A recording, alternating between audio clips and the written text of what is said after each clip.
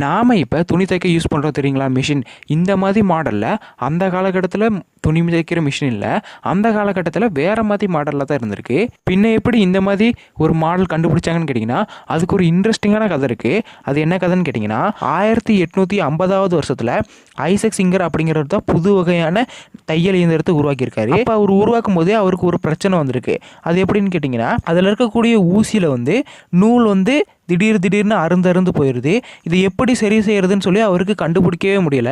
அவர் ரொம்ப குழம்பி போயிட்டு அப்படியே தூங்கிட்டாரு. படுத்த இடத்துலயே அவருக்கு கனவு வருது. என்ன மாதிரி கனவுன்னு கேட்டிங்கன்னா அவர் ஒரு காட்டுக்குள்ளே இருக்காரு. அந்த காட்டில் நிறைய காட்டுவாசிங்கெல்லாம் அவரை துரத்துறாங்க. அவங்க கையில் பார்த்தீங்கன்னா ஒரு வித்தியாசமான ஈட்டி வச்சுருக்காங்க. அந்த ஈட்டியோட முனைப்பகுதியில் பார்த்தீங்கன்னா ஓட்டை இருக்குது. இதை பார்த்தோட்டே அவர் டக்குன்னு தூக்கத்திலிருந்து முழிக்கிறாரு. அப்போ தான் அவருக்கு ஒரு ஐடியா தோணுது, நாமே இப்படி பண்ணக்கூடாது அப்படின்னு சொல்லி ஊசியோட அந்த எட்ஜில் அவர் ஒரு சின்ன ஹோல்ஸ் மாதிரி போடுறாரு. இப்படி தான் இப்போ நம்ம யூஸ் பண்ணுறோம் தெரியுங்களா மாடல் மிஷின் ஊசி இருக்கிற மாதிரி ஒரு மாடல் கண்டுபிடிச்சிருக்காரு.